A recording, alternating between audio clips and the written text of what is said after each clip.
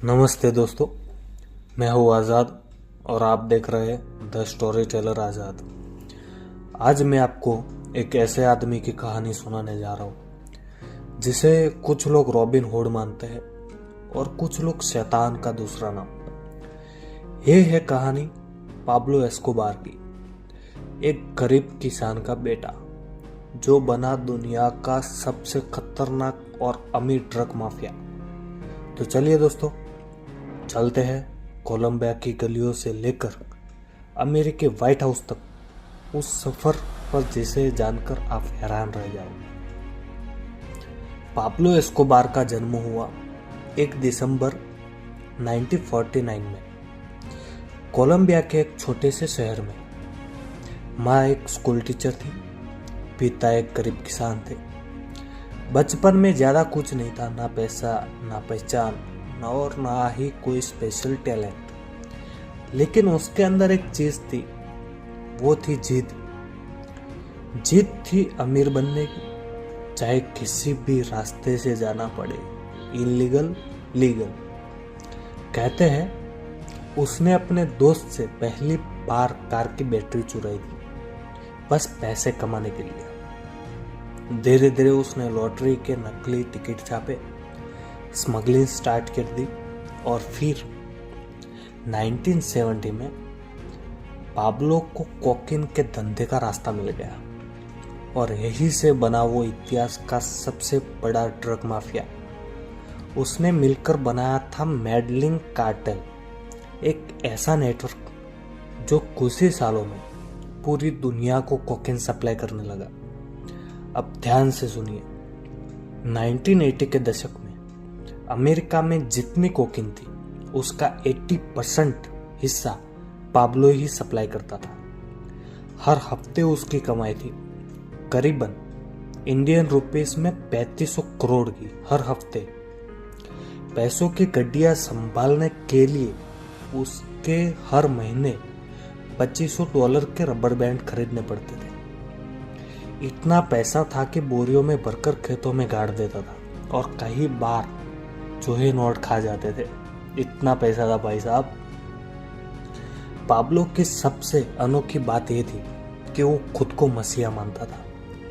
गरीबों के लिए घर बनवाता था, स्लम एरिया में हॉस्पिटल और स्कूल बनवाता था, लोगों को काम और पैसे देता था। इसलिए लोग उसे रॉबिन हुड नाम से जानते थे।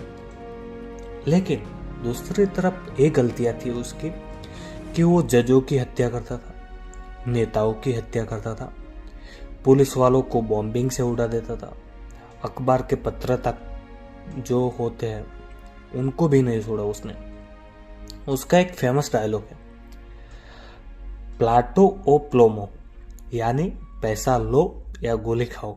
भाई साहब, खाली आप सोचो कि जो बंदा सामने से कह रहा है गवर्नमेंट को या गवर्नमेंट के किसी भी अधिकारी को कि भाई आपको रिश्वत चाहिए कि नहीं चाहिए, अगर सामने वाला बोला कि चाहिए तो आप जिंदा रहोगे, और अगर सामने वाले ने ये बोल दिया कि मुझे रिश्वत नहीं चाहिए, मैं तुम्हारे खिलाफ जाऊंगा, तो तुरंत गोली मार देनी। वो सोचना ही नहीं है वो बंदा क्या करेगा, अपने खिलाफ जाएगा नहीं जाएगा, वो सोचना ही नहीं है, उसको उधर ही ठोक देना है। सोचो आप, 1982 में पाब्लो कोलंबिया की संसद का सदस्य भी बन गया।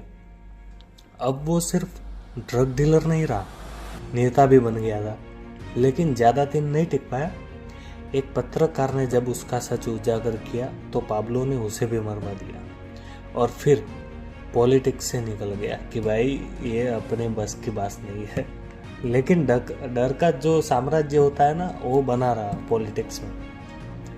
1989 में उसने कोलंबिया के राष्ट्रपति पद के उम्मीदवार लुइस गालियानो को भी मरवा दिया, सिर्फ इसलिए क्योंकि वो ड्रग के खिलाफ था। फिर 1990 में एक पैसेंजर प्लेन को उड़ा दिया, बस ये सोचकर कि उस प्लेन में उसके खिलाफ कोई दुश्मन बैठा है।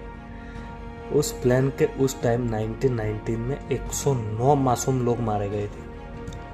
पाब्लो अब कानून से नहीं अपनी फौज से चलता था और कोलंबिया में उसका मतलब था डर। 1991 में सरकार ने उससे डील की ताकि देश में हिंसा रुके। पाब्लो को सजा हुई, लेकिन शर्त यह थी कि वो अपनी खुद की जेल बनाएगा। नाम रखा गया ला कैथेड्रल। भाई साहब, जेल ऐसी कि उसमें बाथटब था, फुटबॉल ग्राउंड भी था, बार भी था और पार्टी भी होती थी उसमें। मतलब हर तुमको जितनी भी सुविधा चाहिए ना, वो उसमें थी पूरी। लेकिन जब सरकार को शक हुआ कि वो अंदर से भी धंधा चला रहा है, तो 1992 में उसे ट्रांसफर करने की कोशिश हुई और तभी वो भाग निकला। अब पाब्लो बन गया था भगोड़ा, क्योंकि भागा हुआ बंदा भगोड़ा ही कहलाता है। और उसके पीछे था पूरा कोलंबिया स्पेशल फोर्स। उसके अलावा CIA और अमेरिका का FBI, सारी स्पेशल जो एजेंसियां होती है सारी उसके पीछे लग गई। लेकिन वो छुपा रहा तब भी। माँ से बात करने की लत उसकी सबसे बड़ी कमजोरी बन गई। जब उसकी माँ ने 2 दिसंबर 1993 को जब उसने अपने बेटे को फोन किया, उसी कॉल को ट्रेस कर लिया स्पेशल फोर्स ने। पुलिस पहुंची, उसने भागने की कोशिश की, छत पर चढ़ा, लेकिन गोली लग गई। उसी टाइम पाब्लो एस्कोबार मारा गया शूटआउट में। पाब्लो की मौत के बाद करीबन 25,000 लोग उसकी अंतिम यात्रा में शामिल हुए। किसी ने कहा एक अपराधी मर गया, किसी ने कहा हमारा रॉबिन हुड चला गया।